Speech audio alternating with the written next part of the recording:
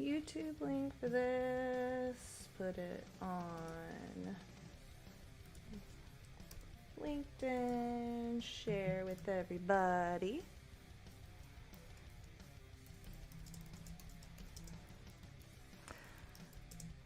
I'm gonna go after Broker again, so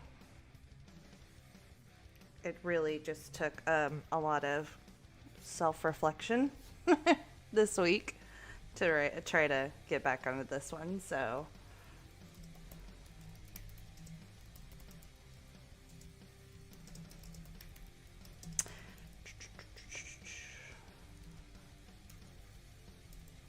okay. I am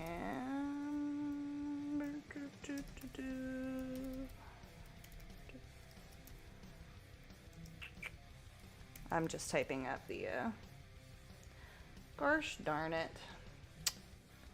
Man, my iPad has been super goofy lately. I'm using it as a dual screen, and so it keeps wanting to freeze on me, which is silly. So now I'm gonna have to go in and change my system settings. It would not be a live stream without some goofiness. You know, tech issues, am I right? All right, let's get back in here. I want to use my iPad as an extended display. Cool. Okay, sorry. This is taking longer than I thought, so. All right. That's going to post. And then I'm going to go test out the chat real quick on this live stream to show that it works. Top chat, no chat. That's okay. Nobody's here. I'm here. Hey. Let's send that. Let's see if it pops up on our chat box. Because if not, hey, there it is. Hey. Huzzah. All right. Cool. I think that we are in business. All right. So I'm going to try to redo Broker. There were two things I did this week. For one, I went through and I researched the CVEs that were on the list of things that I did last week, and kind of just did a little digging, seeing other people's walkthroughs and stuff of this box, and hey, that's fine, you know, because there are like a bunch of ways to do certain exploits and like ways to hack these boxes. There are multiple ways, so one person's walkthrough doesn't equal like the only answer. So that being said, I wanted to look through and see how other people had done them. I am specifically going through OffSec Proving Ground boxes right now and writing walkthroughs for them, and I have realized that there are several different walkthroughs for certain things out there on the internet that they're all different. They like all do them a different way. So I'm going to do it the best way that I can figure out how to do it based on other people's successes. Isn't that what, like, you know, offensive security is really about? Just like trying to capitalize on the information that's out there. There are a lot of really smart people out there that can just do stuff and they find these 0 days and they are awesome. But, you know, that's not always the case. And even those people will piggyback off of other people's work too. That's kind of the beauty of like this, you know, this career field. So anyway, I'm going to get back into Broker. I'm going to try to see how far I can get with the information that I have. I kind of like developed a better game plan for how I wanted to approach this machine. And so, yeah, I just wanted to, I'm just going to redo all of my previous work and kind of get back to the point where I stopped last time. So I think I started. Did I start Broker? I thought I did. I thought I started it, but I must have just started my VPN. Oops. All right. So I'm just going to go through again, just to reiterate what I did last time. I'm gonna do a quick scan. I should probably do a better job at scanning more ports than just like the top 124, but I mean, this is how I always do it, and so I just typically start with this. Just start with, you know, a version,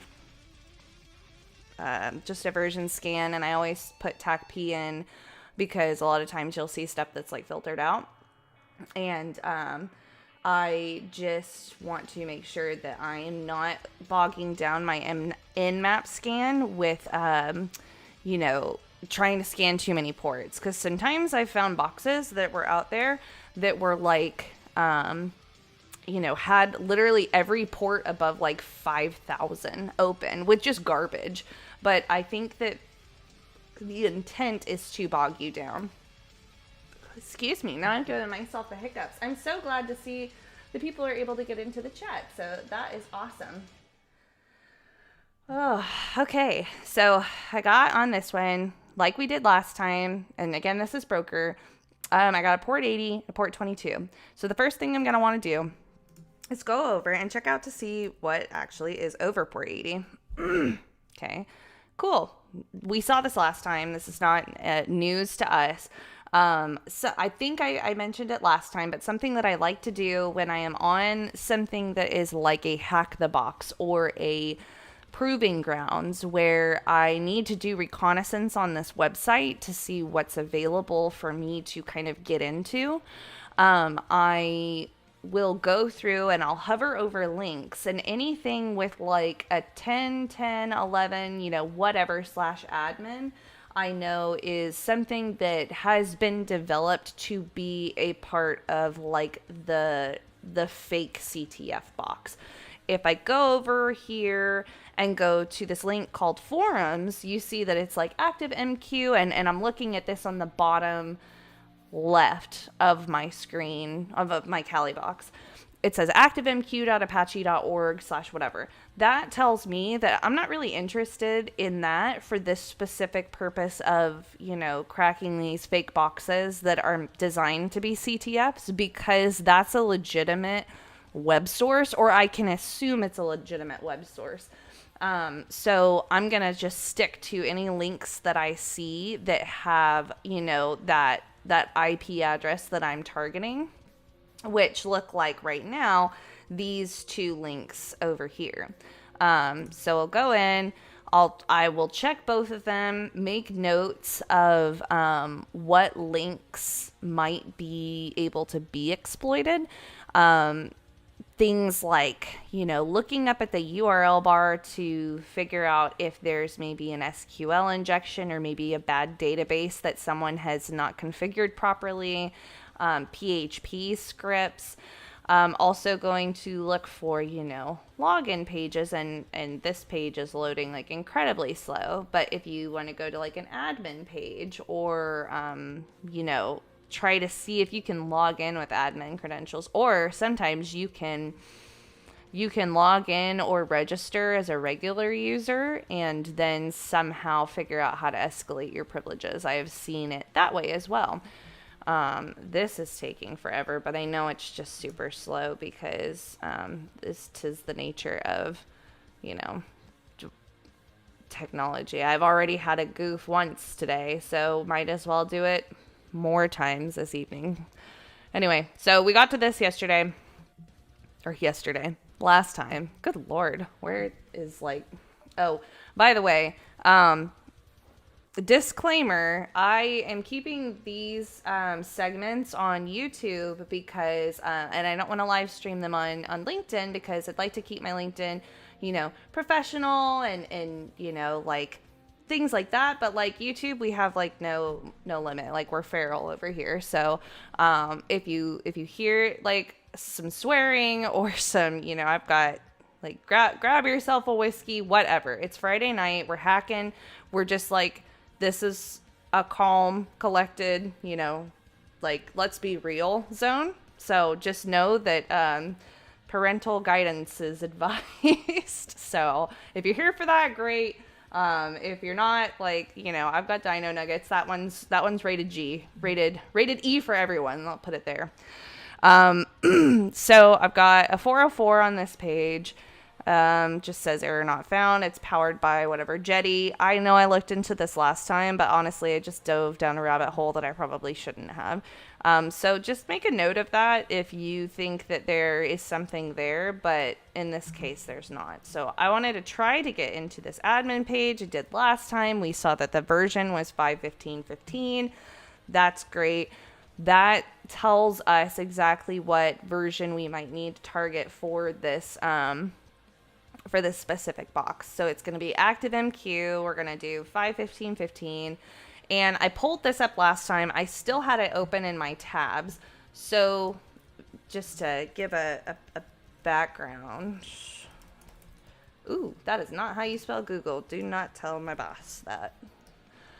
Okay. So we want to look up ActiveMQ, exploit. Let's put in the version number. You can see there are write-ups on how to exploit these things. There's a CVE associated with it. So, this particular CVE is the one that I'm going to look at because that's the one that pops the most, when we're looking at what results come up. This 46604. That's probably going to be something. And to be honest, it looks all nice and pretty when we do write-ups because we omit everything that we've tried that doesn't work. So if I were to go in here and do this and utilize the CVE and it didn't work, I'm not going to necessarily include that in my report, in my write-up, because it didn't work and it's just irrelevant information. But it just goes to show that we might spend hours trying CVEs to see if something works. Just because something has a version number and a CVE number associated with it does not always mean that it's exploitable, or at least easily exploitable. Sometimes there's just other crap that just, you just don't know. So anyway, just to reiterate the fact that some boxes might take you an hour to do. And like me, some boxes might take you 3 days to use or to do. And then on top of that, it took me an additional 7 or 8 hours to do that. Goodness. Husband's coming home from a late night rager that started at 5 and ended at 8. So yeah. So you might find things that don't work. And that's fine. When we do all the cutscenes on YouTube, and all of these write-ups, you don't see all of that. So nice to share my struggles with you from last time. This is why I'm doing this. So anyway, I digress. Let's dig into this CVE. This individual has a write-up on it. So that might be something that we want to put on, in one of our tabs to see how they were able to do it. And of course, I don't have a Medium, so it's going to tell me that I need to sign up. But because I know the CVE number, I can just look up the actual, I would just look up, CVE, blah, blah, blah, and look up the GitHub, because either you can find it in SearchSploit, you can find it in ExploitDB, but oftentimes I just like looking straight at the GitHub, because it seems to be, it seems to be like the direct source of information. And my stinking iPad did the same thing again, and it keeps dropping, and I don't know. I don't even care. We're not gonna mess with that. We're gonna go through, and we're looking at the CVE, look through the content, see what it actually says. So there's an exploit here, there's an XML file. So I always like seeing exploit.py because it means that there's a nice, easy Python script created to specifically exploit this box, which is like, thank you so much, for doing that for me. It also gives you the usage too. Sometimes when you're looking in SearchSploit, even if it's like a code, they don't necessarily always explain what the arguments are. Here we've got target, you know, IP, target port. Sometimes they'll just say like, hey, this is exploit.py, run it, but you don't know like what is actually what the arguments you need to supply for. So something that you can go do is you can go look at the actual script and see something along the lines of like add arguments. It'll be this like parser.add argument or parser.add something. And so I will go look at here if the author was not kind enough to print the usage for me. I will go look at parser add argument, and I will look and say, okay, tac I is your IP address. So this is specifically the server, our hack the box IP address. It's going to be, you know, the port looks like active MQ has a default port of 61616. Again, I had the hiccups. And then this URL, I'm guessing this, the XML file that we need to upload, we need to probably put it on some sort of HTTP server to pull it over to this. So we're going to do that. So let's go ahead, and what we can do is I can just go over to my Kali box, and I'm just gonna get this. Get or get. Yeah. I don't want the tree main. I just want to pull everything. All right, we've cloned that. I'm gonna see, and of course I've got a bunch of garbage on here, so forgive my messy folder. My messy home folder. But here we can see the CVE got pulled from GitHub. I'm just going to get in there.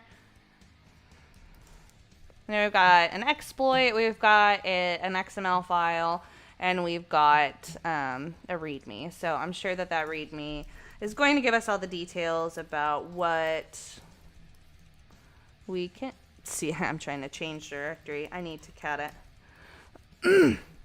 So this is going to give us, looks like, exactly what we need to know to implement this exploit. Of course, we're going to need to, actually, you don't need to necessarily chmod this if you don't want to. I always just chmod 777 because it's just the easiest, like, blanket changing the files into executables.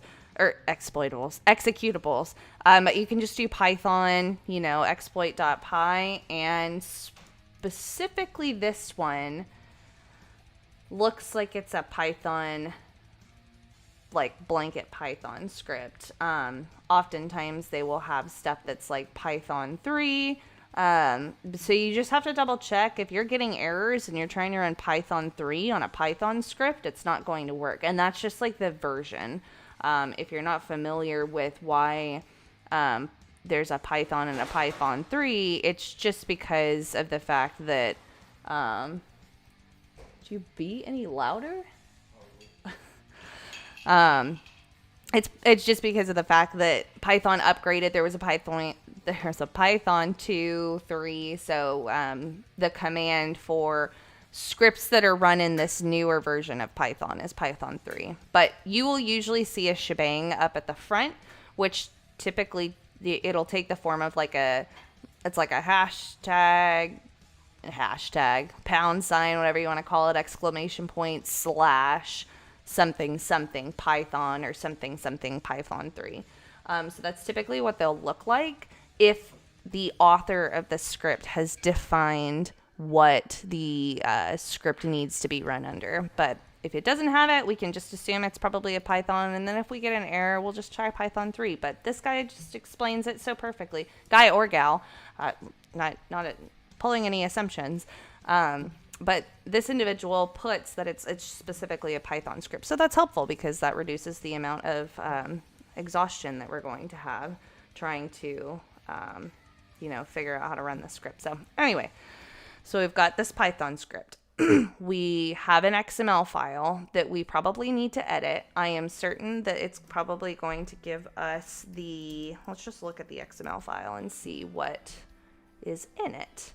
So, okay, it looks like we have all of this stuff, but right here, this value, this bash tac I is going to be our payload, which basically is saying, hey, I'm going to open, a bash shell, like a reverse shell over dev TCP. This will be our Kali box IP address and a port that we, run a netcat listener on. So I'm gonna, double check my IP address. It's gonna be this 192.68.42.32. Nope, it's gonna be this 1010. So this is my own IP address, but because we're VPN'd through a tunnel to Hack the Box's servers, it's actually going to be this 1010.14.25. So just remember that if you're VPNing and you're utilizing a VPN service to OffSec or Hack the Box or Try Hack Me's servers, and you're not necessarily, using their I know OffSec has like a web-based Kali that will just give you a direct access to, you're on the network. So you're just going to have this F0 likely. But if this is your Kali box at home, your own, whatever you're using, you're likely going to be coming through a tunnel because you started, a VPN, and then you want to use this one. A lot of people do get caught up in that, and they're like, why is my, reverse shell not working? It's because you're using the wrong IP address. If your target is on a 10 network, you likely also need to be on a 10 network too, because it's not going to know who 192 is. Those are typically confused, like when you're trying to create your payload. So 1425 noted. Going to I'm gonna edit this XML file, and then I'm going to start a netcat listener on a port of my choice. I usually do just like 444 whatever. I'll just do 9001 because that's what, like, this one, this is what it already says, so it just makes it easier. So I'm gonna go and nano, because I don't like VI or Vim. All of you psychopaths that like to use Vim, don't come at me. I don't know, it's just like, it's really elementary. It's very user friendly. I'm like an elementary school child. I need just like basic friendly, and I like colors, and I don't like to :Q exclamation point or whatever. So in order to save this, I'm gonna Control O, enter, and then Control X to get out of there. So now I'm going to double check, make sure that my saves took. They did. It's the correct IP address, and now I just need to open, something over port 9001. I'm gonna re-add my iPad just to double check to make sure that I'm not missing anything. Stinking technology wants to freeze on me. Ah! Yikes, what happened? Oh no. Of course. Help me. Can't. Oh man. I really goofed this time, guys. I accidentally put my display as my main display, and now it just wants to be silly. Oh golly. Okay, yeah, I gotta switch this. Okay, my streaming stuff was on my iPad, and my Hack the Box was on the other, or is on my main screen, so I could not see what was going on, and then I couldn't access my main screen because my iPad was frozen. So yeah, code review should always be done regardless of the documentation. Yeah, that's true. And you learn a lot too. Like I wouldn't know that now I wouldn't know to look at like the arguments if I hadn't come across you know, a very unuser friendly Python script, and I just could not figure out what the arguments were. So yeah, it should be just to make sure that you understand exactly what's going on. Like I can tell you right now, you know, just based off looking at this script, this has, you know, it defines a payload, it defines data, it's going to print out some information that's going to show on your screen that tells you exactly what it's doing. It's opening a socket to connect to, you know, an interface. It's got, you know, some if-else returns just to confirm whether or not things have successfully uploaded and things like that, to return you some errors if they didn't, and then obviously the arguments too. So definitely if you need to, you know, don't be afraid that you need to dive into the code itself.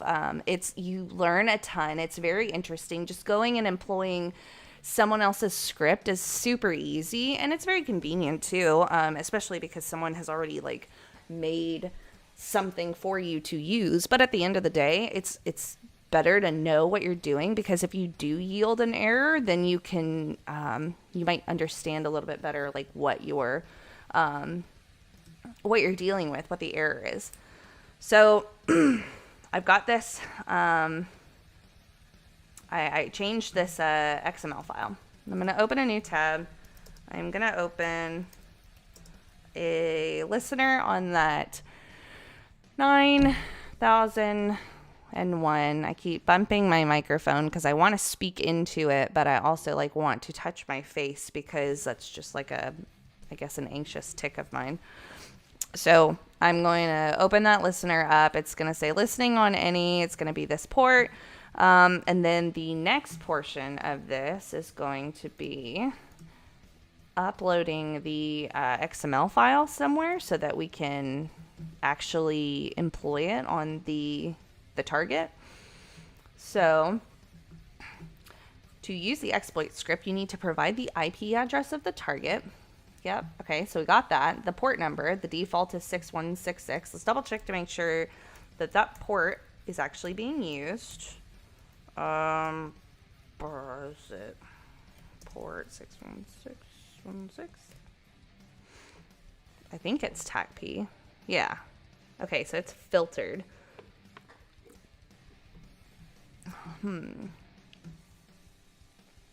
Let's double check to see how I can find it.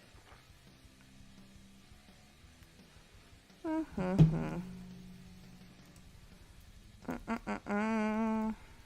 I do TACP like that?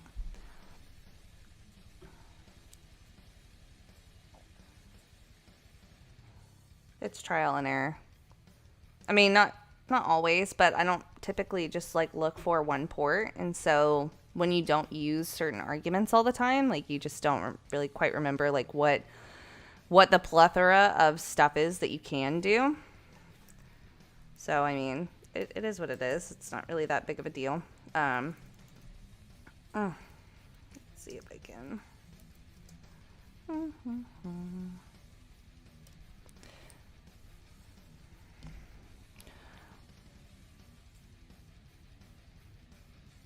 Okay, so that worked.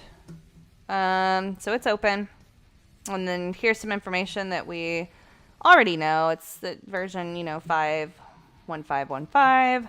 A little bit more information here, but we already knew a lot of this stuff, so this is not new to me. I just wanted to double check to make sure it was actually open, which I assume it would be. This is not rocket science where you're targeting a black box where you have no idea what's on that box. Like, you can more likely than not assume, if you're doing a hack the box or you're doing an offsec thing, if you are going down a trail of information, that's probably going to be what it is. We tend to overthink things a lot. So if it's version 5.15.15 and the default port is said in the CVE that it's 61616, 61616 is probably going to be open on that box, just based on my very rudimentary assumptions. So now we've got, and the URL to the XML file, which I think that we can just host it on like our own little web server. We can make like a simple, like a Python simple HTTP. Let me double check to make sure that that payload is the one that I want to put in.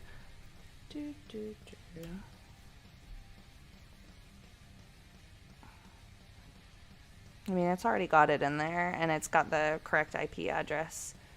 So I think we're good. Okay. I'm going to host it on just a simple HTTP. It used to be called simple, like literally simple HTTP server used to be the module that it was in Python, but now that it's Python 3, or if you're using Python 3, it's, you know, http.server. I'm just going to host it on a random port of choice.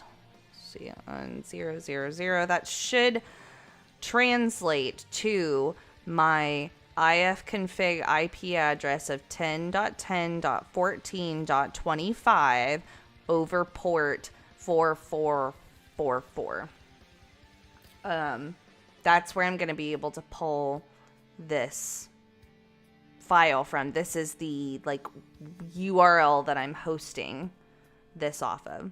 So that's hosting that. And then we do need to be in either the correct directory that you want to pull the file from, or just understanding that if you're not in the directory that you want to pull the file from when you start this HTTP server, understanding that you need to put the full file path, because of the way that, you know, these servers query your directories. If you don't put the full file path, it's gonna be, you know, it will say like, oh, the file doesn't exist.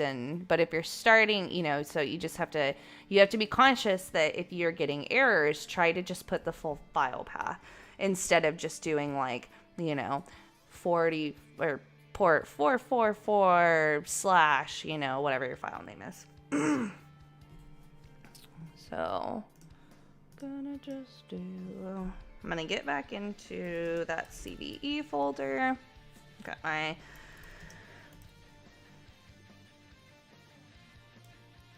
I was gonna cut it out. Oh, because I LS'd it instead of changed directories. Okay. So now we want to put all of this together. We're gonna do the exploit. We're going to add the target IP, which we should know from there. We're going to put the port, and we're going to put the URL. So let's just like put this bad boy to work. All right. Python exploit.py. We're gonna do 10.10. I think the URL is 11.243. Port 61616. Nope. TACP 61616. Hey Ray, glad you could join. Okay.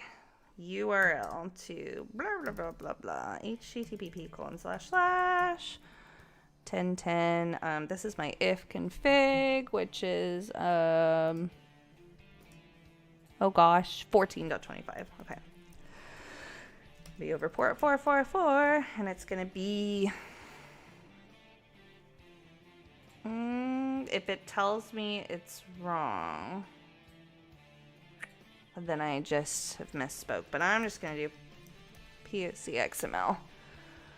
And then I guess we can just, so it's sending packet. I want to look to see if it's connecting over my netcat. I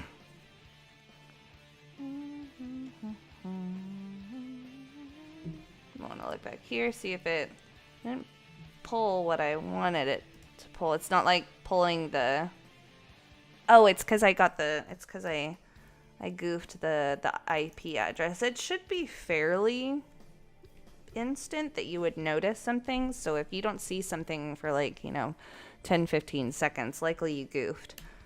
Okay, let's see. Did it pull from there? No. And it's not got a listener either. Okay, what did I do wrong?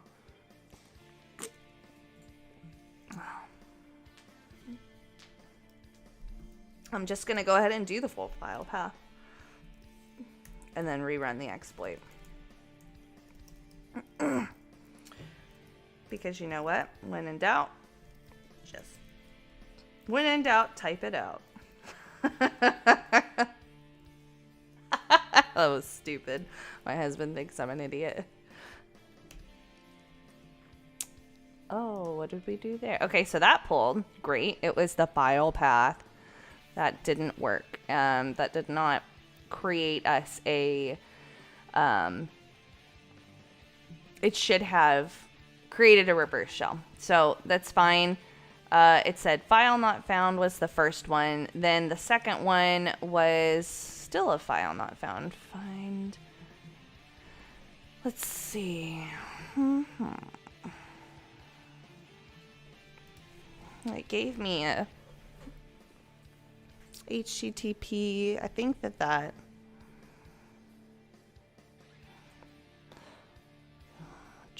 I'm just like, the cogs are turning, like I'm trying to think through it, because it's something super minor. I'm sure it's just, the exploit ran, it was over the correct port. It's something to do with the way that I have either put in my payload, or the fact that I just goofed up the URL.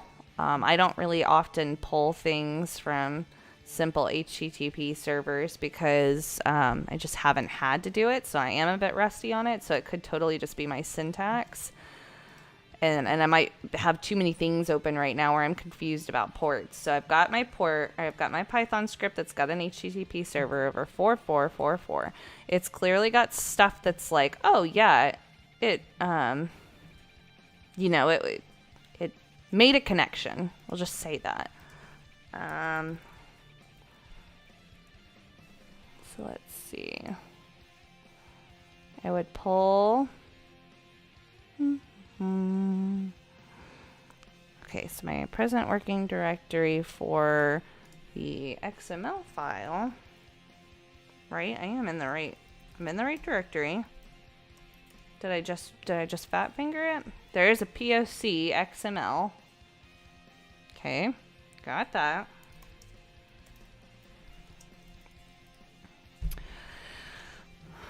Got my payload. I've got the reverse shell piece in here. That's 900 or 9001. It's got some beans. I just think that that's funny that they're called beans. Okay.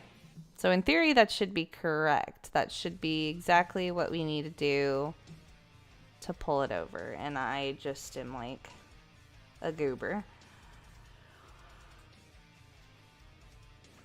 Okay. Let's just try it again. We'll try it again, and we'll see if I missed something, because I'm just going to double check my IP address, because it should be this 10. It's 14.25, so that's fine. 14.25 HTTP. It's in this file. It's 2346604 poc.xml. Okay, that should be what? It's user error. I know that. says it's sending the packet. Is it pulling something from here?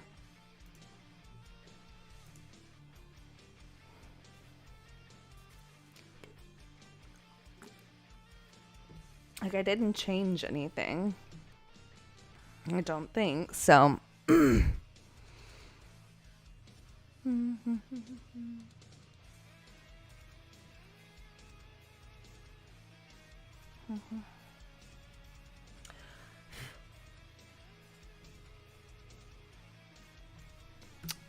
Okay.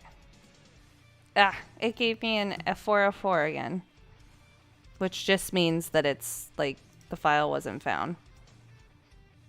It's something to do with me. It's my fault. It's not like, oh, the exploit's not working. No. Bailey dorked something up. Some thought process is incorrect here. What is the URL that my Python HTTP server will host off of?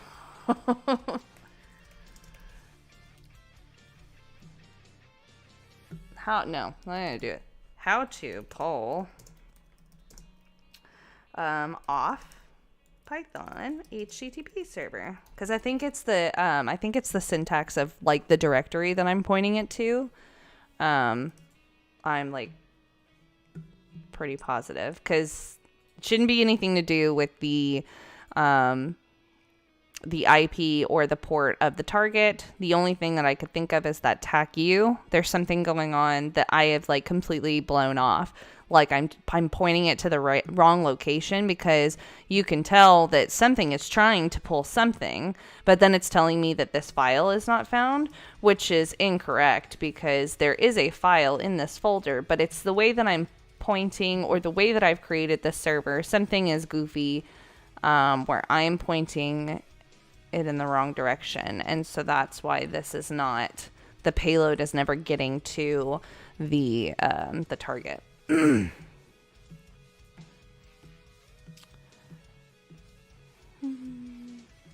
Some good background music though. It's bumping. Oh. Okay, I don't want to know about how to start it. I started it. And of course, this is gonna be like the silliest, like, oh, you put the wrong whatever. You capitalized something that didn't need to be capitalized, or something like that.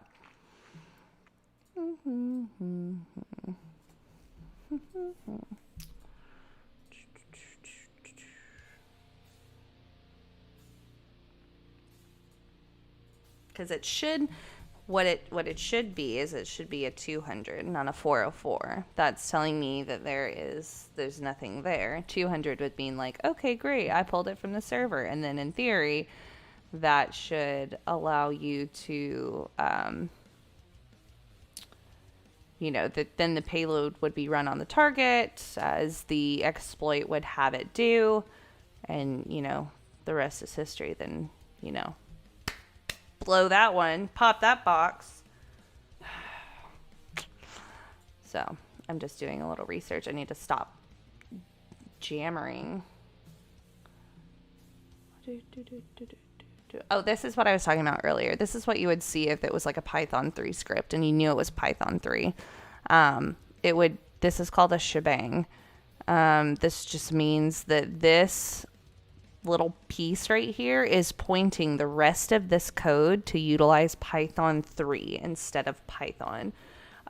So in our specific CVE, it doesn't have anything like that. So basically what that means is that this Python script is not being pointed at anything. Like it's not being pointed to Python or Python 3. So you have to define what it is by utilizing Python before your exploit.py in your command line. Otherwise, if it did define it, you could just chmod 777 or add an X to that file, and then when you ran it with a dot backslash or a dot slash, yeah, it's called dot sourcing. It would basically execute the script as is, and with that little shebang here, that script would say, oh, it's it's Python 3, and then it would go through and run it with Python 3. So that's what I was talking about today. Okay. Oh, I'm never gonna get through Broker. Oh my gosh.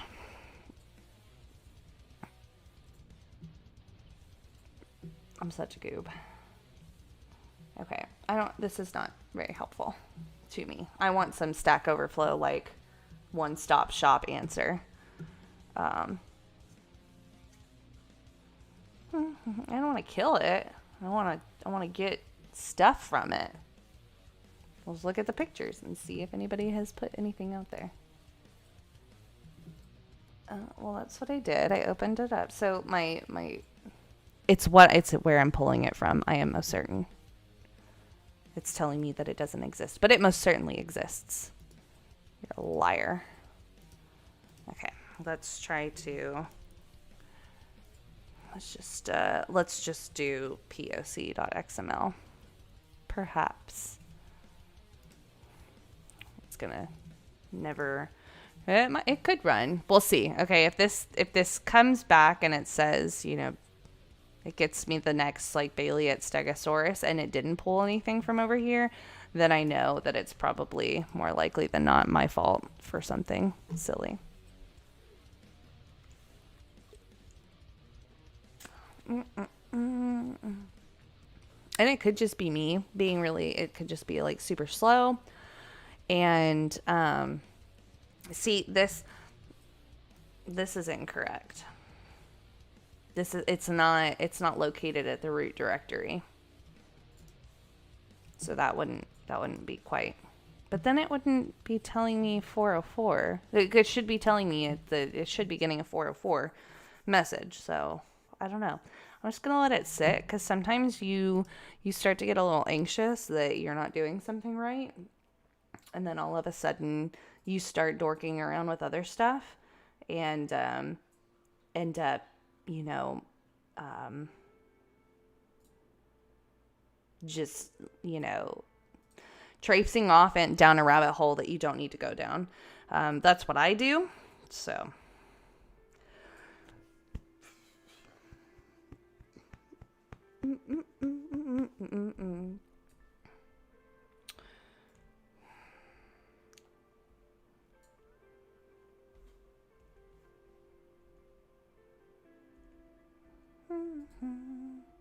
is it gonna go? Yes, no. Okay, well, we've gotten farther than we had. I really want to pop a shell on this tonight, at least. Before I get off, if I can just get the stupid shell and at least get there. Like, so frustrating.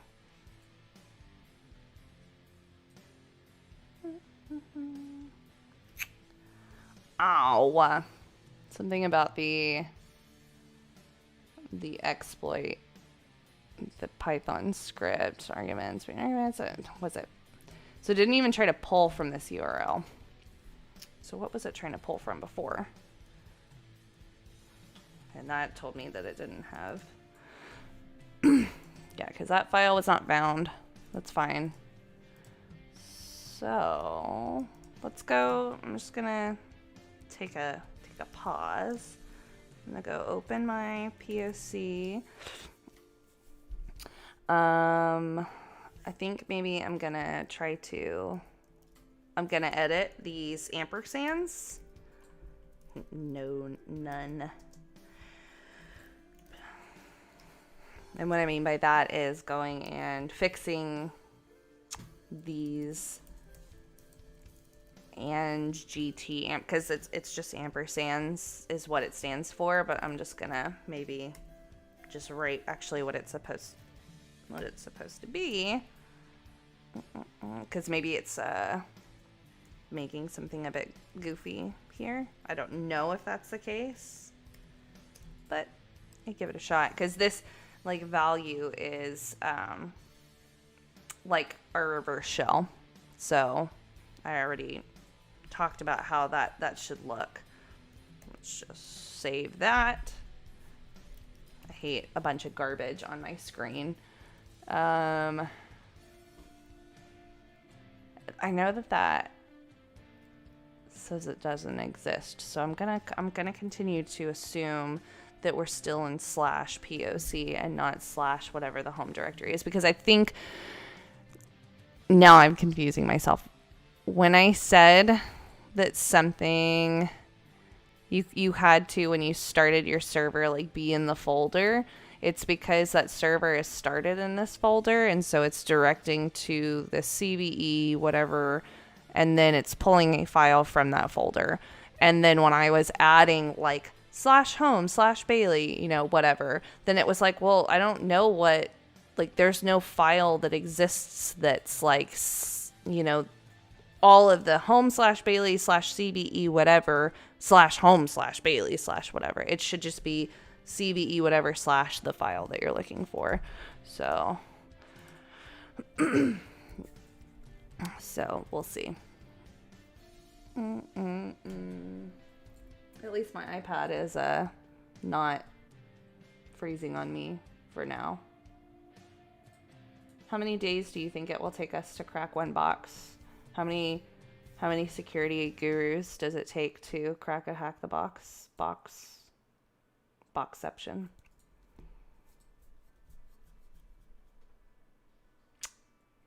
Come on, so slow.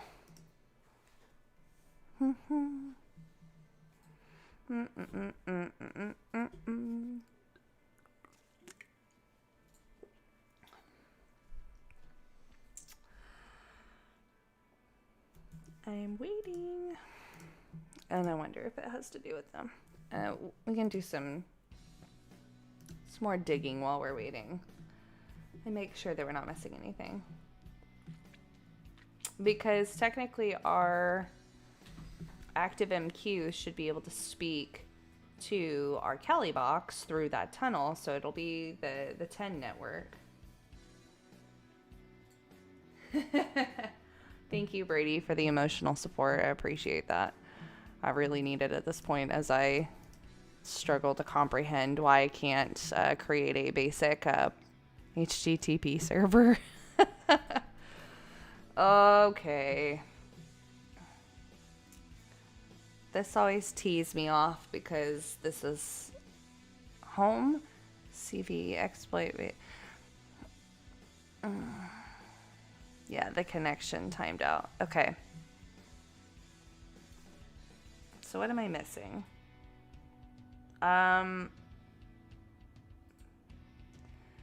The server's default port is 61616. Okay, so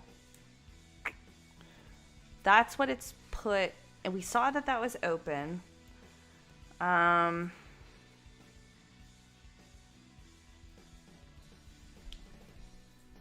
Maybe it is port 80. Let's see, target port. Let's just it's gonna yell at me and tell me that I need a port, I'm sure, but let me just try to put, let's see if that works. Maybe because maybe it's actually off port 80 that the that the exploit is actually vulnerable and not necessarily port 616 whatever, because it is still targeting that port. So that's really weird.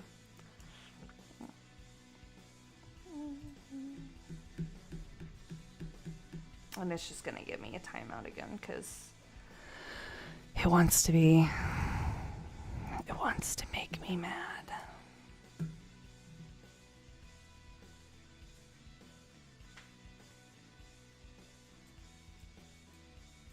I'm so glad that this is super helpful for people to watch me struggle. But in all seriousness, it's twofold. It's teaching you the thought process, I suppose, and my thought process, and it's not the only way to do it. The other side of that is showing that it is not as easy as people make it look. You know, when we are like, oh yeah, we like cracked this box and stuff. Yeah, I did this like try hack me and I got this, you know, I finally cracked this box or whatever. You don't see like what leads up to that. So I think it's good to kind of show this, and you know, maybe we can spread the wealth of knowledge that like this is a very fun field to be in. It is also a very difficult, and you have to have a lot of critical thinking. And so, you know, being able to try to explain like the way that I think through things might help someone else. And also there are technical pieces to this puzzle that, you know, I had mentioned, you know, look through the code and, you know, look through these arguments and things like that. I wouldn't have known that if I hadn't been, you know, forced to do it and to research how to do it. Therefore, I feel like it's important for me to share that with you, because maybe you wouldn't know how to do that. And this is just not wanting to connect. But at least we're on the right track, okay? We're on the right track. So I'm so glad to see that people are tuning into the chat. This is awesome. I'm glad that this is super, you know, like this is being received very well, because I wasn't sure how it would come off. So I'm glad that people are taking interest in it. I really appreciate it. All right. So bringing it back to non-Gooberland. I'm gonna restart my Python script. I'm gonna give it like, you know, just a different port, because just a refresher. I'm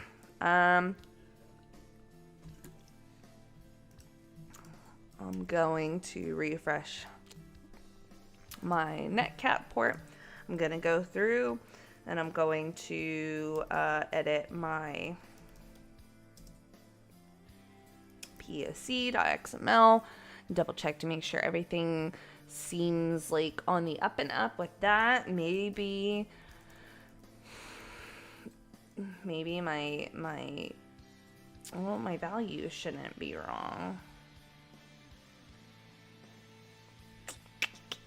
Like maybe I need to add some apostrophes, because it looks like it's apostrophe, right? Yeah. It looks like right before this there is a bash tac C.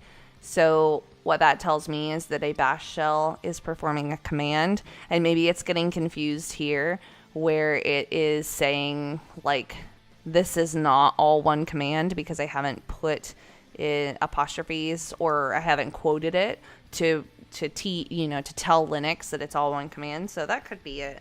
So let's just save that. I'll go through. I'm going to clear this out because it's garbage. And we're going to stick with poc.xml, because I am pretty sure that that is the correct path. I did put 6,000, right? Okay. Yep, we're going to do that. We're going to pull that. That's going to run. We'll just wait and see if this pulls. You would think that it would pull. You would think that it would show that it had pulled successfully from here. And I just can't for the life of me figure out why it's not pulling. The target address is correct. This one, I guess I didn't do the port number, but it seems to recognize the port just fine, so I'm not really concerned about that. And then we'll just wait and see if something else happens. I'm on 14.25.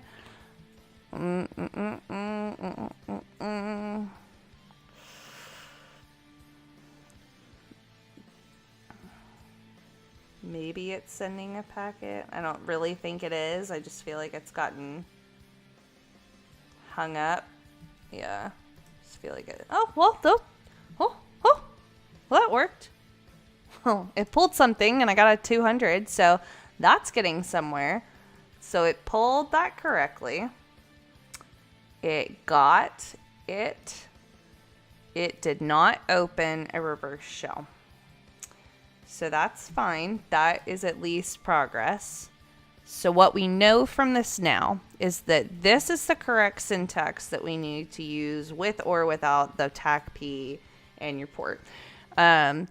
This is the correct syntax. What we need to do now that we know that this works, we need to figure out why it didn't work here with the netcat. I've got port 9001.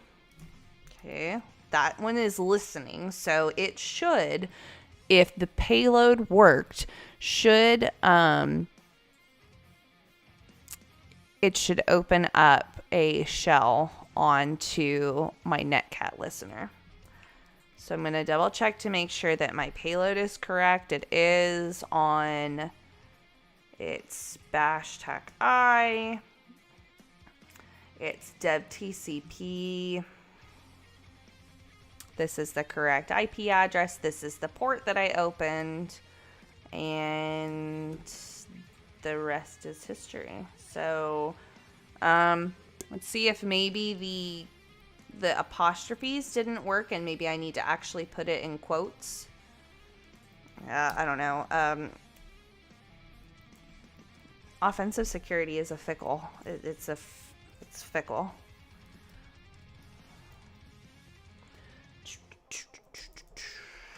And this is just like what you have to do. Okay, so that like changed the color of it. So that may have been the problem. We'll just try it and see how it goes. Because clearly we can pull it. So now the payload just needs to work appropriately. So soon we will see that this pulls again. We'll get a 200.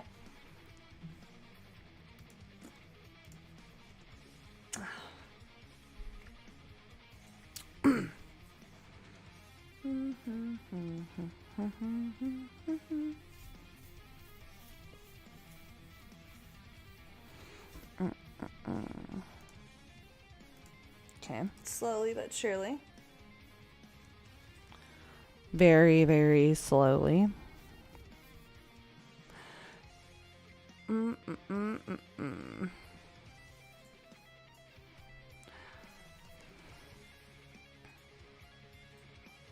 I think this is what trips people up a lot too when they're talking about like doing the OSCP and stuff, is that if I didn't know what I know now about how fickle this whole process is and how like you could have an exploit that works one day but that doesn't work another day on the same box because say OffSec's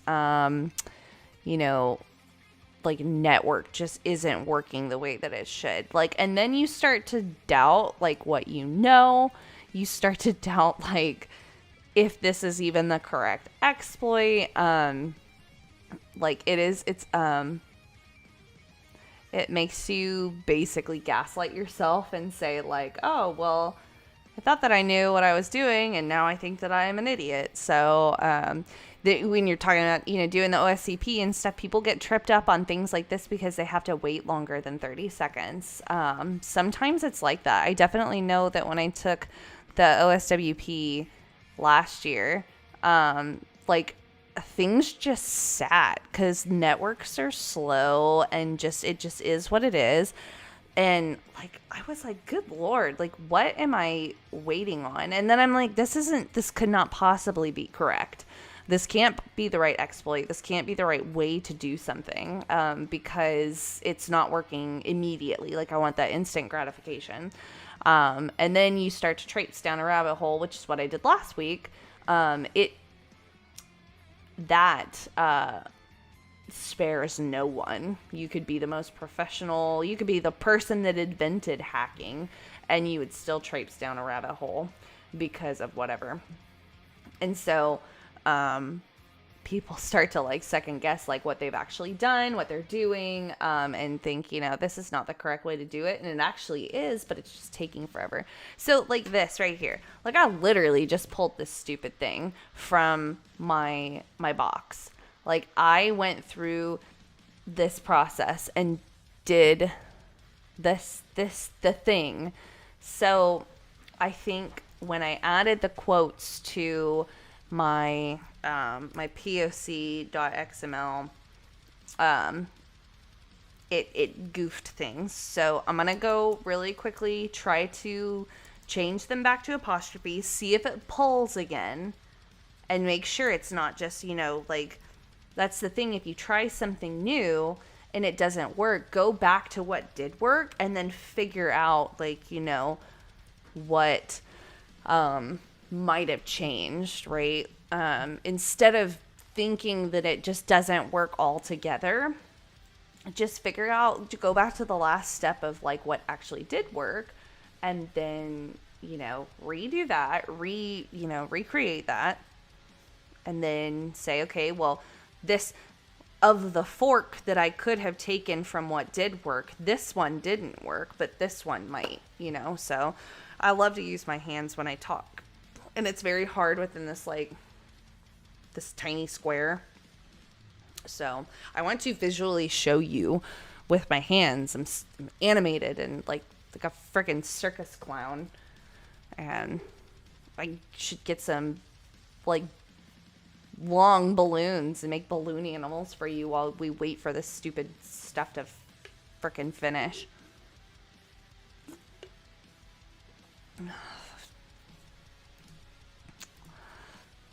But we've definitely gotten somewhere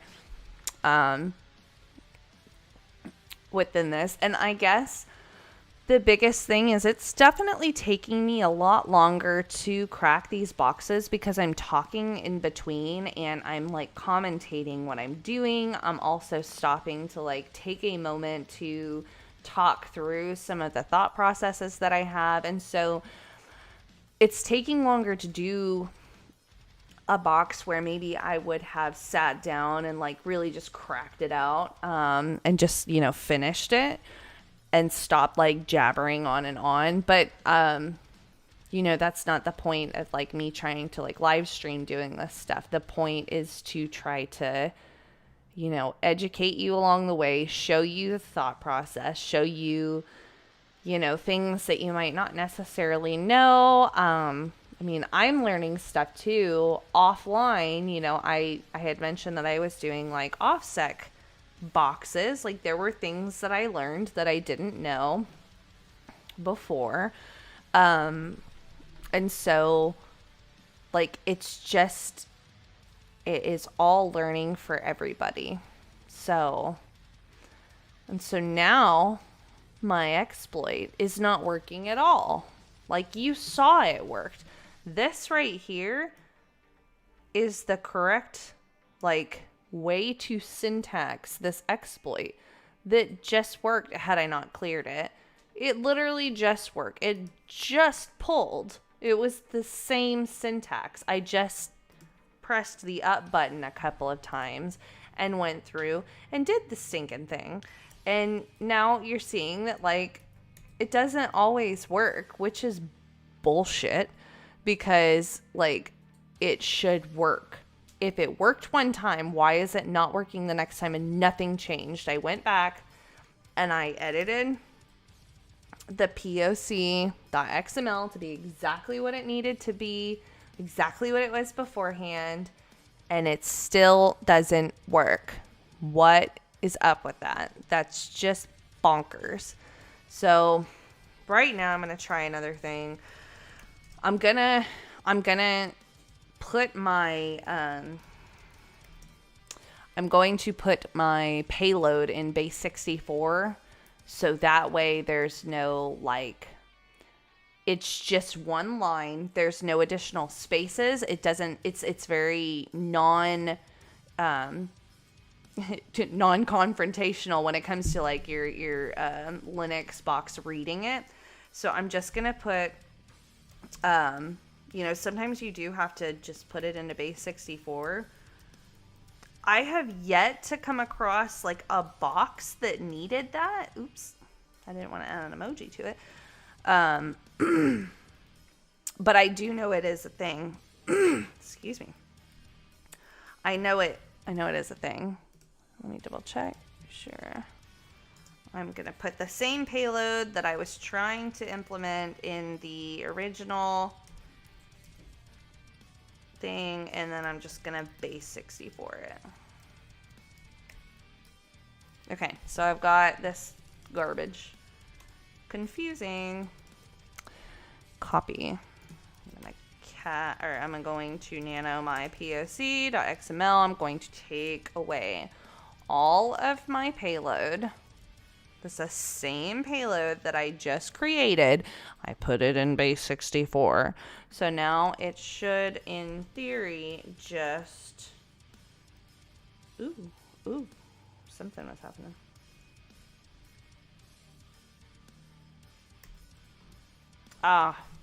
Wait, I was trying to use my... So now I should be able to just... Basically what this is going to... I'll tell you what I'm doing in a second.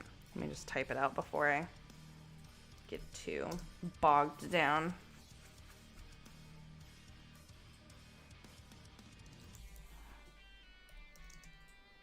And we'll just see if this works, because I don't know. We'll just try everything. Try everything. I just watched Zootopia with my son a couple days ago. And there's a song that's like, try everything. And so I was just like singing that song in my head. I think Shakira sings it too, which is pretty funny. Okay, so what I just did, I base 64 encoded my payload. What I'm doing in this command in particular, I am creating a bash shell. I'm inputting the command echo my base 64 whatever. I'm going to take this result and decode it into base 64, or decode it with base 64. So it's going to be basically like the bash tac I that I had previously. So I'm decoding it, and then I'm going to try to, use that decode and run a bash script against it, which means that I'm executing it. It's like it's like a one-liner for like creating a script exploit. So if this doesn't work, I am certainly just mind blown. And then I'm going to have to sit on it because it's just so silly. Okay, this is the one. I'm going to... Well, I don't need to put my port because it automatically does 61616. So I'm just going to do it. And just fingers crossed that this works. And if it doesn't, then I might cry. All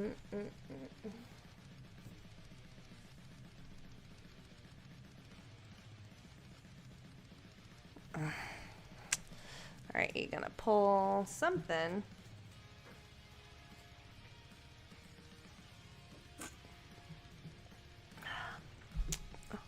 And sometimes you just have to restart the box, which is stupid, but... Oh, oops, I was scrolling. You already saw that, like, one time it worked to pull the file, and the next time it didn't. Like, it could just be a network error, which is, like, not awesome. It does make you second guess yourself, but it could just be a network error. And then the best thing that I figured out is to like come back to it later, because you are not going to be able to fight the network. If things want to be goofy because of technology versus like you doing something wrong, then like it just is what it is. It's not like that in like most normal engagements. Like, typically you're not going to have this. It's just the nature of like these CTF servers. And just it's just the way that like these servers kind of interact with the internet as a whole. Like, think about like a DOS attack, you know, like it would be one of those things where it's like these online CTF platforms could be easily DOSed by toothbrushes, by the way. That's a thing now. So it's different when you're on like a private network where you're likely not going to have like like normal internet traffic, like DOSing the network. Of course it timed out. Of course it did. Like, how silly. I wonder if and I said, oh, if I do this, I'm going to be done and stuff. It's just like, it's the nature of like being in this, this field. I'm like, oh, I'm only going to do this and then I'm going to be done. No, I want to freaking get this thing. Like, and it pisses me off because this is the stuff that keeps me up at night. Like, why this like didn't work the way that it did, and like, what could I have done better? And it's just like, if I don't get this stupid box, God, I want to cuss so bad. And I have, but you know, I don't want this to be a whole stream of just like, you know, dropping the F-bomb, but ooh, like, gotta keep your reputation here. Just, anyway. So I'm gonna just reopen a port somewhere else and see if I can try to pull. And that one would have been pulling from the old port. So this is the third port that I've opened on. I'm just gonna try to open a third port. Here, open my HTTP server on a third port because maybe there's something going on where it is like, oh, you know, you already pulled from this port. What the? Well, that got.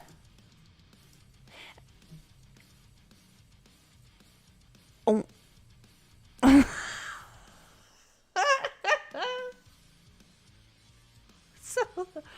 So the back. Oh, golly. All right. Let me just explain what just happened. I was able to pull from here. I ran the exploit. I was able to pull the file from my Kali box. Then it went and executed the bash script that I had written, but it goofed up, and I goofed something, and then it was like command not found. So okay, so we're gonna reopen our netcat port. I'm closing this port, and I'm gonna do a fourth port. If I can just pop a shell on this dude, like, I have no freaking. Like, this so. Okay, I don't like the base 64 method, so I'm going to go back to my original method and just writing out the XML. Or the XML, the payload, because I like that better. That is always it has worked for me in the past. I want to do it this way. I was just trying anything, but whatever. I'm gonna go through here and double check to make sure that I have the payload correct. Okay, bash tac interactive shell. I want to do the and, and I'm going to do dev TCP 10.10.14.25, and I'm gonna do, what am I hosting it off of? Oh, it was 9001 again. 9001, and then boop, beep.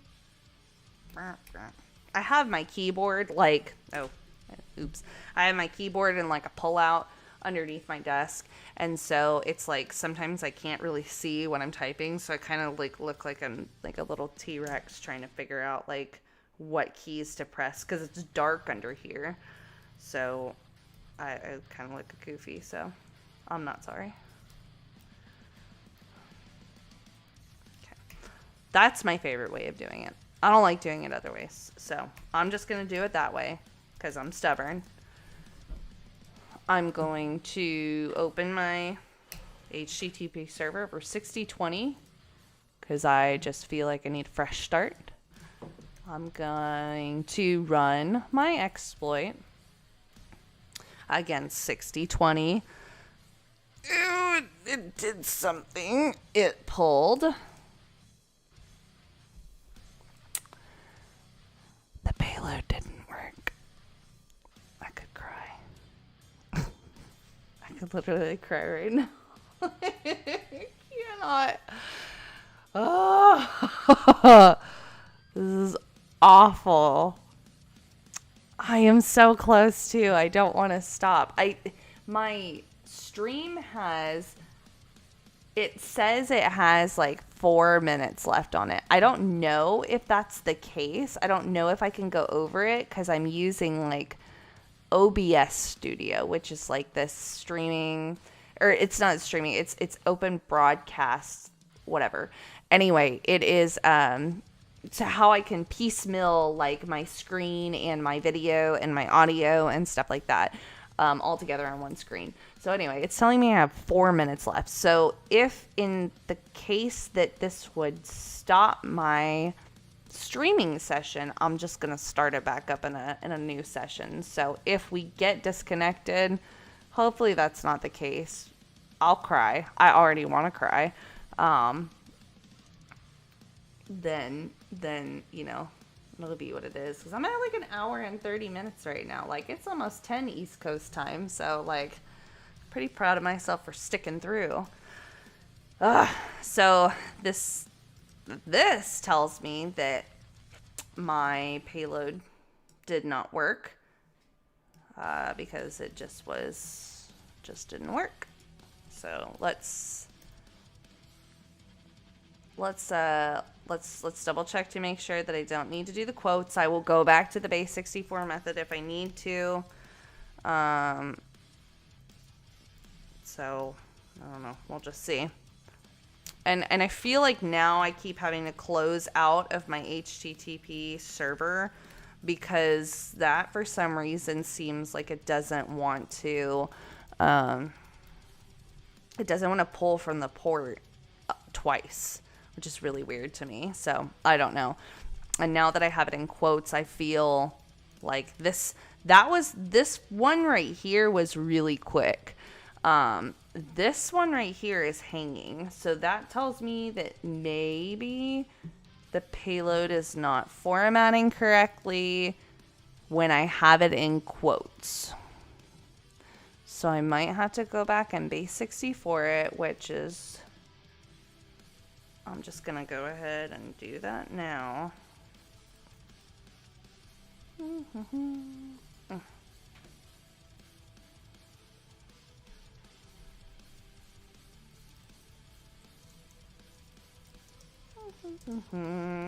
Gotta type.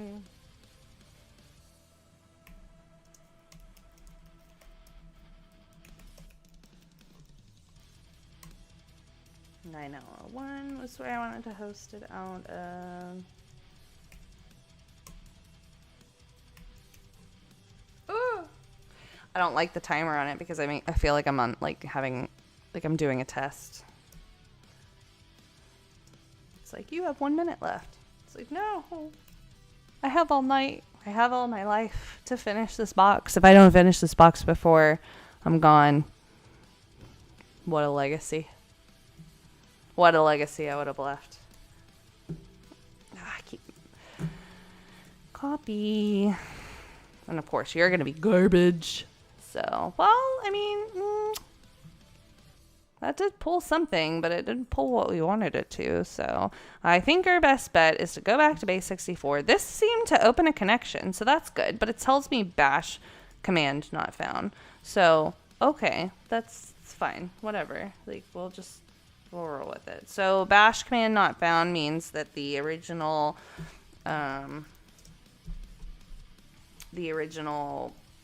payload that I put, which was like the echo base 64 attack D. And then with the bash at the end was not received well. So let me just take that off. All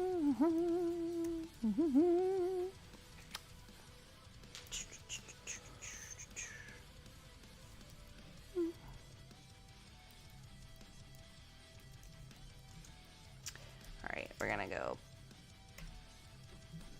back here. No, I don't need quotes.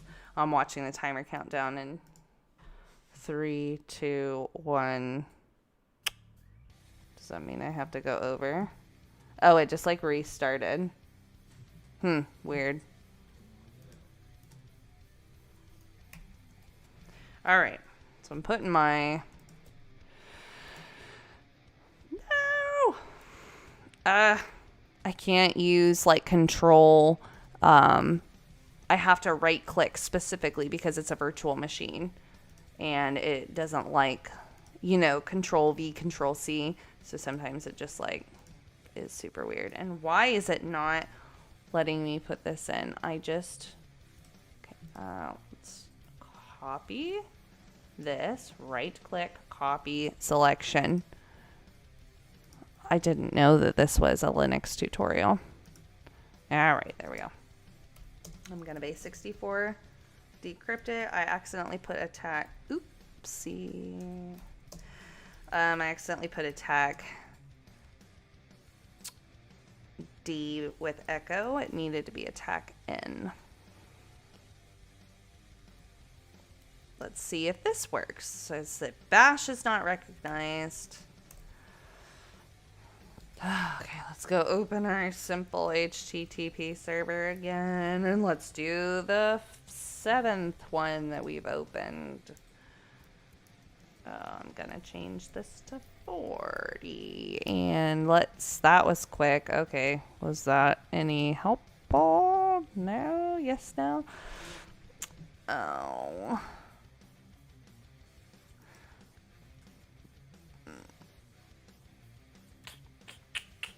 Man, this is drab.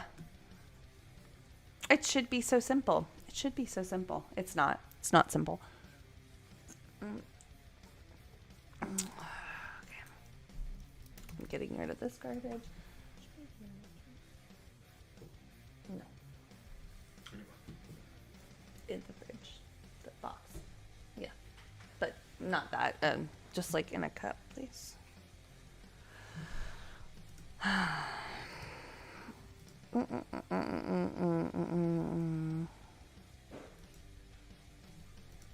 And this is rough.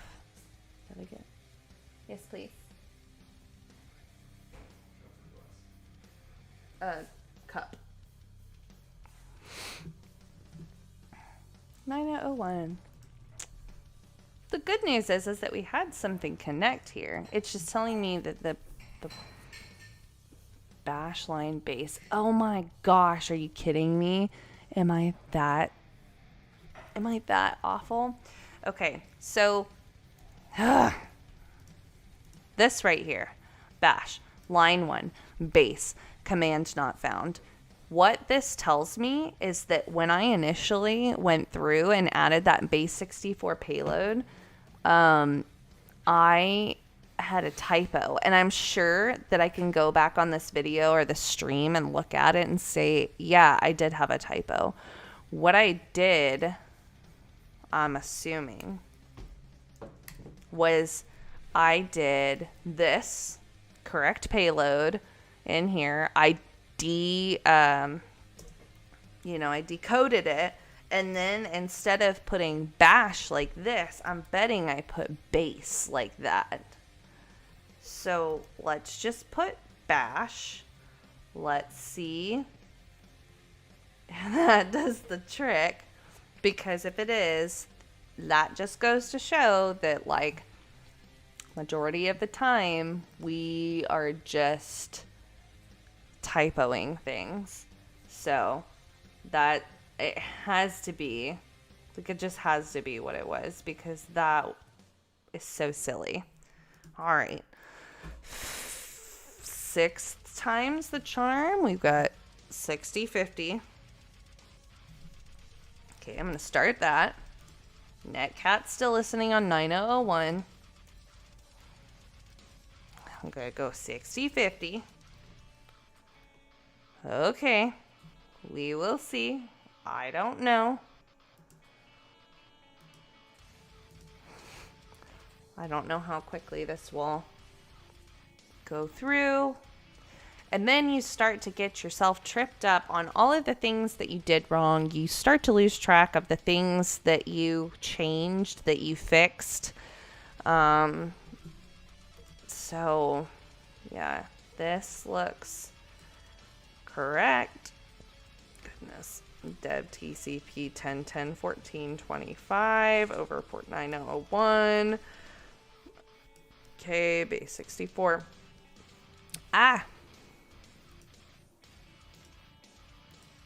Okay, we're just waiting. We're just waiting for that.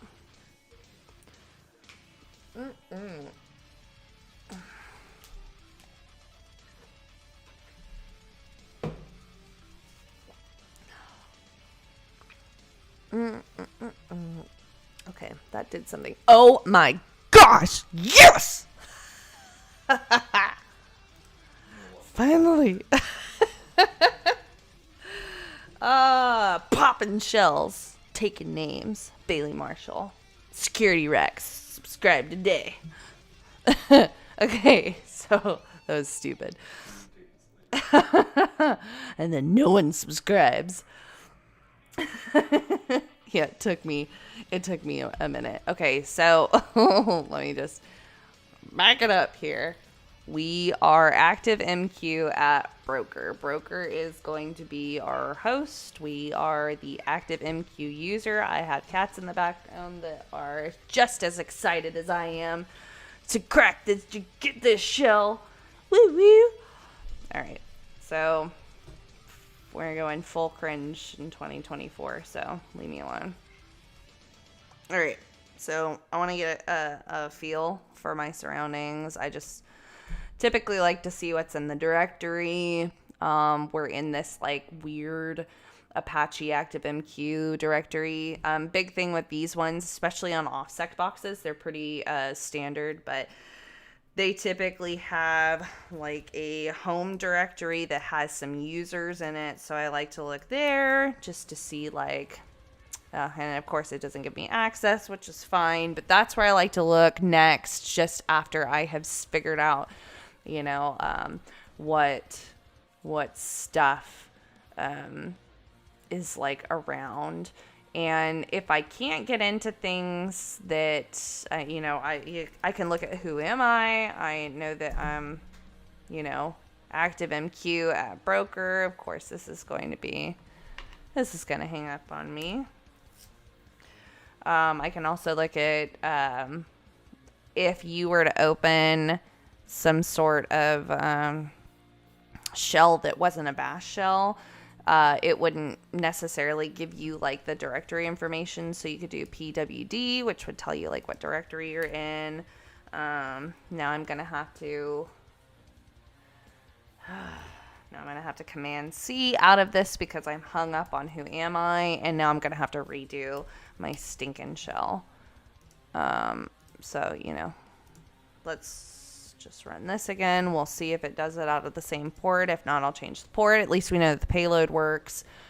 Man, that's probably the worst thing about doing like CTF boxes is when your target machine gets hung up on some sort of command or something that you've done, and then you have to like Control C out of that shell, and then you have to rerun the payload again. And hopefully the payload that you are running or whatever exploit you're running is not like incredibly complicated, but it is like exhausting. I can't remember which one I was doing yesterday on OffSec. I think it was Kodo was the Proving Grounds practice lab that I was doing. And I had to get out of that stinking shell so many times because I had run commands that like were just too much for the shell and for the system that I was on. And so it would get hung up on like listing certain things. I was also creating a write-up, so I was like trying different commands to basically figure out what the most efficient one was, because there's 100 ways to do the same command, but I like to focus on like employing one-line bash commands. And so I was trying to figure out the most efficient way to get the information from the system that I wanted, and which it basically involved traversing all of the directories on the box and finding out which directories I had read access to, which directories had a specific configuration, like file name. And then the second part was like grepping out of that file, like what the, you know, if there was any file, if there were any files that had like the word password in them. So that was the gist. So I was trying to write a one-liner for that. And I kept repeating trials. And eventually I was like pulling all of the files from the root directory and all of like the recursive files. And so it was, of course, bogging down the system, and the system was like, ah. So I had to escape it so many times. So, okay, we're not going to run Who Am I on here. We know who we are. So I'm not going to do that. Again, I'm not going to goof that up. The next thing I would do is I like to look for the SUIDs or the SG, the SGIDs, I don't know, whatever you want to pronounce their acronym is. So let's just say, find all SUIDs. There's a a one-liner command for all that. So I like to look through and see if I can find all of the files. If you don't know what a SUID is, let me just back up. SUID and a GUID. A SUID is, both of them are basically files that are executables that have certain permissions that allow like people to utilize them in a special way. So like they can be exploited, where I could run a certain, for example, sudo is a command that you can run, right? There are other commands that you can run that you could run maybe in elevated mode, and therefore they are exploitable, or they're vulnerable to exploit, because you could run them in an elevated mode as any user, but then you could also append like a specific like priv-esque style, command. And GTF opens is where I would go look to see if, when I found all of the SUIDs, which ones of them were exploitable. And then it does give you like a command that you can use to exploit it. So we'll go through. I think it was 4001 was the ones that I wanted to use, was what I was looking at. Let's see if that just runs. Oh, golly. I want to dev null it out. Dang it. I got out of my shell. Okay. It's fine.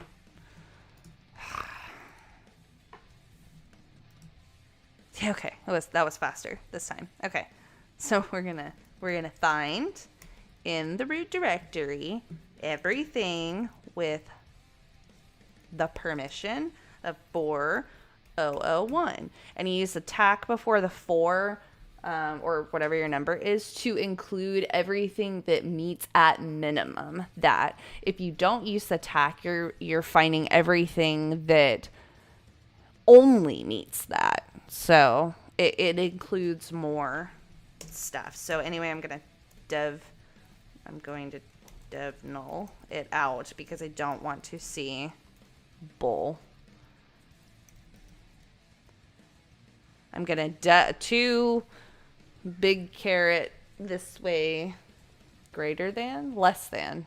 greater than, caret to the left, slash dev null it out, because I don't want to see, you can see like, oh, permission denied. I don't care. Like, I assume that I'm not going to have permissions to everything, but I don't want to see it. Like, I just want to see the stuff that I have permissions to. So these ones that are found in user bin, these are typically the ones that are, so these are your SUIDs. These are the ones that could be exploitable. So I would go to gtfobins.github.io. So then I would go click on SUID, and I would look to see if any of these are in here. I can already tell you right now that I don't think any of them are. Yeah. Just because having looked through SUIDs so many times, you kind of like start to recognize which ones are exploitable. So like I would just look through, you know, CHFN. That one's not on the list. Mount's not going to be on the list. PassWD's not going to be on the list. Sudo's not. The only one that I wasn't sure about was this fuser mount, but that one's not on the list. Change shell umount are not going to be on there as well. And SUG password and new group. So those are not on those lists. If they were, if there was something like OpenSSL is a great, you know, choice to look from.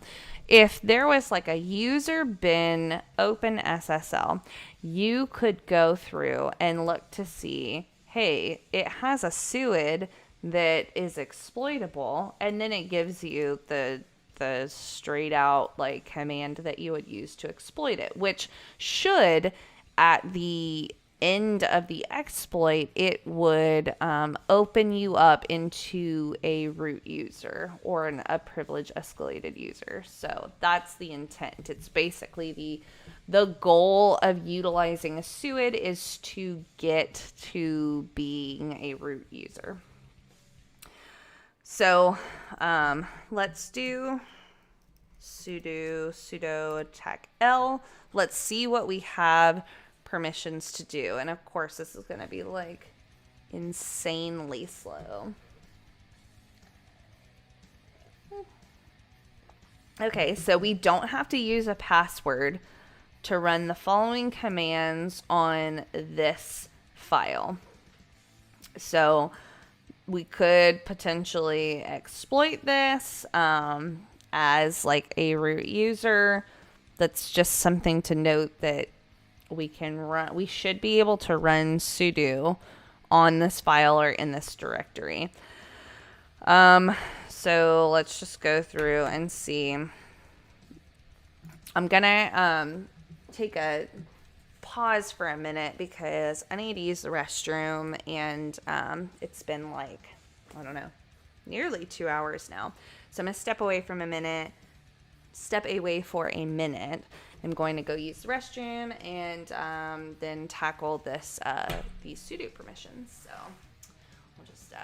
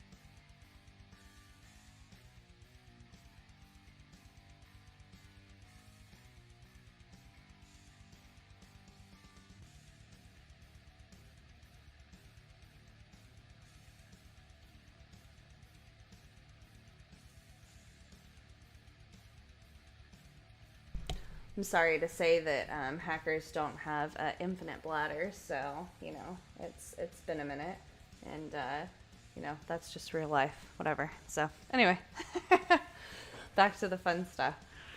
All right, so we know that we can get to this Nginx with no password. So I'm going to go through and do some research about what I can do. I have seen this before. This user SBIN Nginx, I think it's a some sort of hosting service, but I want to get a little bit more information about how to exploit it. Whoa, it's because I tried to, okay, user bin Nginx. Sometimes if you try to search something that starts with a slash, it assumes you're trying to go to a directory. So let's just see. Hack tricks. Ooh. Ah, my hair is all caught in my earphone. All right. Okay. Missing root location, pen test tools. When configuring the Nginx server, the root directive, cat just jumped on my desk. The Nginx server, the root directive plays a critical role by defining the base directory for which files are served. Okay. In this configuration, etc Nginx is designated as the root. I'm going to cat this out because I think this is actually a file. So I want to see what oh golly. Okay, just kidding now. Whoa. Wow, that was really a lot because it's an executable, so it are a binary, I guess, so it is not user readable. So we're gonna look through etc. Let's see if because I gotta control C things, and then you get out of your shell. You're breaking out of your shell. All right, we've at least established like a pretty persistent foothold, so it's like reconnecting well enough. Okay, I don't want all of for me right now, as I'm trying to hack this box, I don't want all of the extra fluff stuff. I just want to get to where I need to get. So I'm just going to go straight. I'm going to go straight over to what they're talking about, etc Nginx.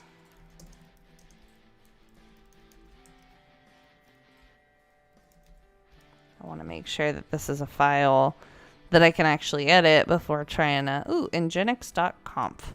Let's see, is that it? Yeah, okay. So cool. So this configuration file located at nginx.conf. So setting the root to a less sensitive directory like etc could mitigate the risk. Okay, well, I want to know how to exploit it. I don't want to mitigate it. I'll get in there.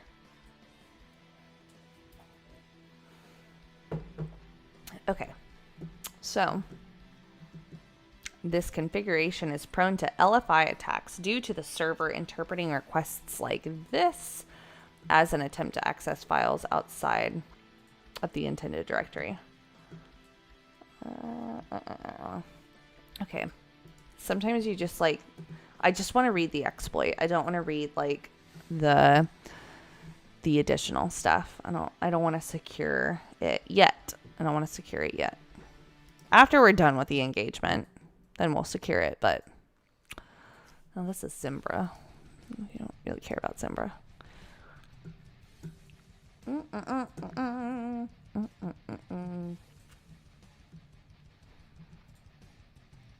Ooh, this allows attackers to escalate privileges to root.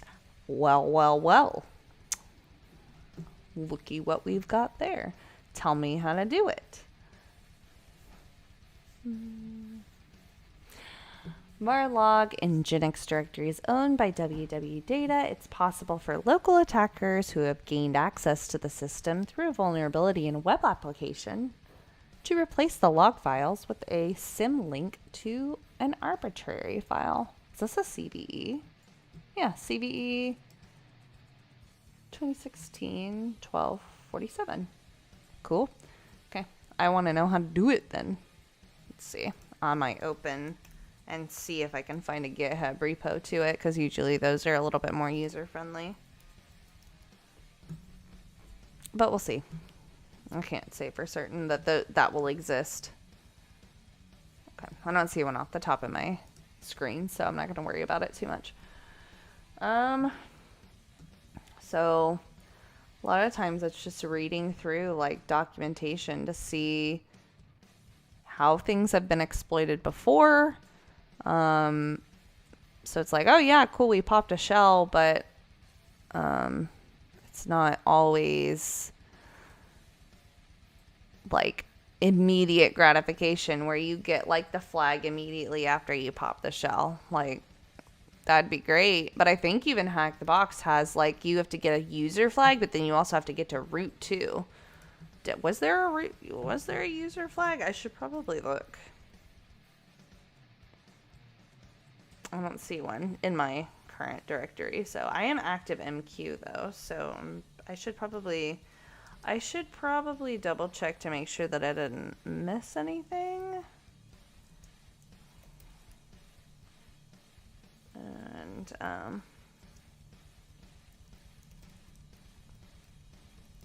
because I am active MQ, so maybe there's something in there. Hey, I missed it. I should have put that in there.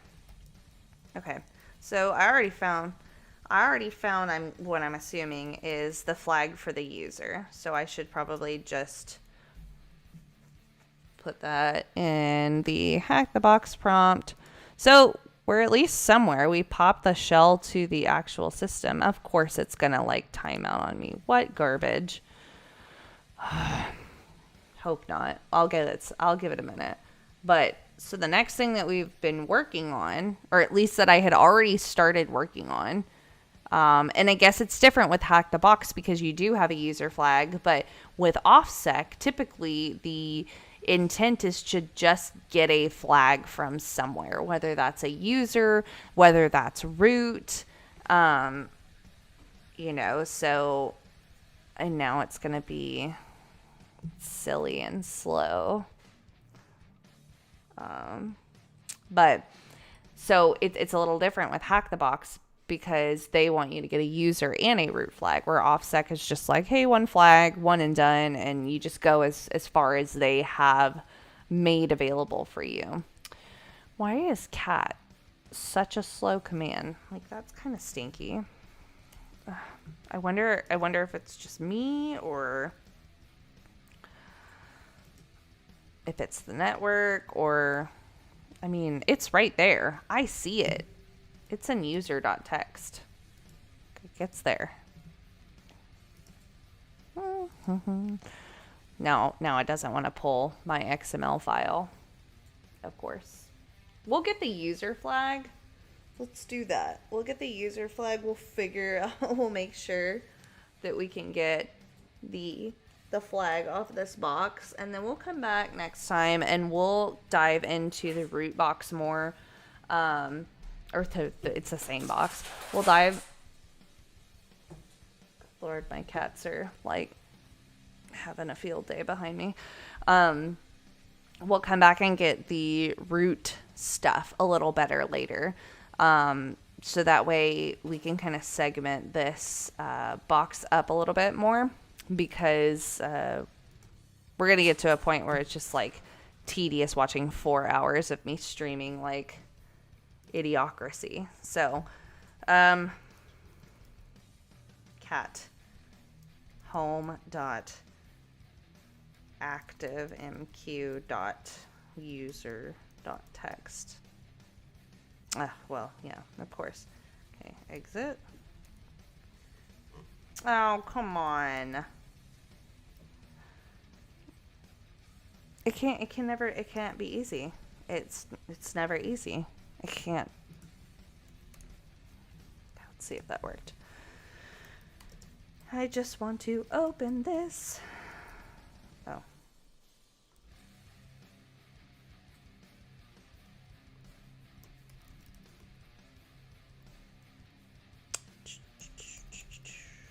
Please just like, there we go. Okay. We've got something. Oh. Copy selection. Paste.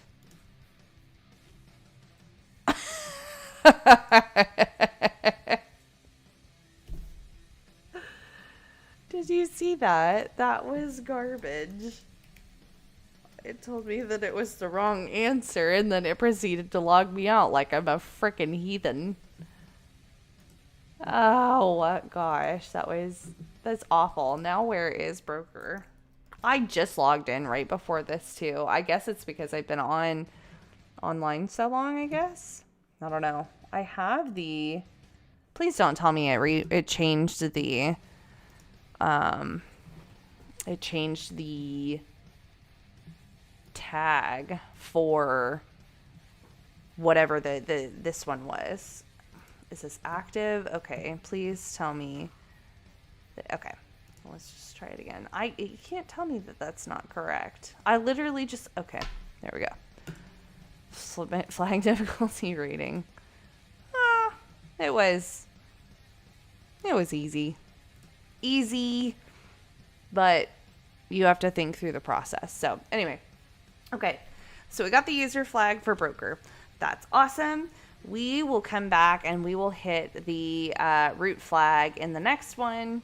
And yeah, because this has been like a pretty substantial stream. So that's good. I'm going to go take a load off. It's Friday night and just hang. So y'all have it. Y'all, that's my Texas coming out.